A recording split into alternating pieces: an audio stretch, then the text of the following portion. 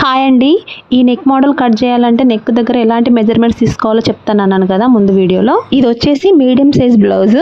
Shoulder width వచ్చేసి 7 inches తీసుకొని అటు నుంచి ఒక 2 ఇంచెస్ మార్కింగ్ గీసుకుంటే మనకు నెక్ వెడల్పు అనేది వచ్చేస్తుంది. నెక్స్ట్ వచ్చేసి మనం డోరీస్ పెట్టుకునే మార్కింగ్ గీస్తున్నాను. మనం డోరీస్ ఎంత వెడల్పు తోటి మార్కింగ్ గీసుకోవాలంటే మీడియం సైజ్ వాళ్ళకైతే 2.5 ఇంచుల వెడల్పు సరిపోతుంది. అక్కడ నుంచి మనం పైనుంచి కిందికి ఇలా లీఫ్ షేప్ లో మార్కింగ్ గీసుకొని ఆ తర్వాత మనం పైన 2.5 దగ్గర నుంచి గీసాం కదా, దాన్ని మనం మళ్ళీ రబ్ చేసేసుకుంటే కింద షేప్ అనేది వస్తుంది. ముందుగా 7 ఇంచెస్ షోల్డర్ వెడల్పు మార్కింగ్ గీసుకున్నాం కదా, సో అటు నుంచి 2 ఇంచెస్ వరకు మార్కింగ్ గీసుకుంటే మనకు నెక్ వెడల్పు అనేది 5 ఇంచెస్ వరకు వస్తుంది. అర్థమవుతుందని అనుకుంటున్నాను. వీడియోలో చూస్తే క్లారిటీగా అర్థమవుతుంది. ఇక్కడ 2.5 ఇంచుల దగ్గర నుంచి నేను ఎలాగైతే నెక్ షేప్ గీసుకున్నానో లీఫ్ షేప్ లో, అక్కడ నుంచి మనకు డోరీస్ వస్తాయి అన్నమాట. ఇప్పుడు నేను దాన్ని రఫ్ చేస్తున్నాను, చూడండి మీకు అర్థమవుతుంది. ఇంకా అంతేనండి. ఈ మోడల్ నెక్ కి కావాల్సిన మెజర్మెంట్స్ చాలా సింపుల్. అసలు బ్యాక్ సైడ్ అయితే సింపుల్ గా బోట్ నెక్ పెట్టేసుకుంటే సరిపోతుంది. బోట్ నెక్ పెట్టేసుకొని బ్యాక్ హుక్స్ అన్న బటన్స్ అన్న పెట్టుకుంటే సరిపోతుంది. ఫ్రంట్ అయితే కావాల్సిన మెజర్మెంట్స్ ఇవేనండి.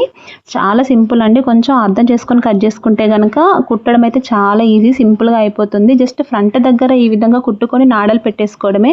బ్యాక్ పార్ట్కి వచ్చేసరికి బోట్ నెక్ పెట్టేస్తాం కాబట్టి చాలా సింపుల్గా అయిపోతుందండి బ్లౌజ్. మీకు ఈ వీడియో కనుక నచ్చినట్లయితే please subscribe. Thank you for watching. Bye.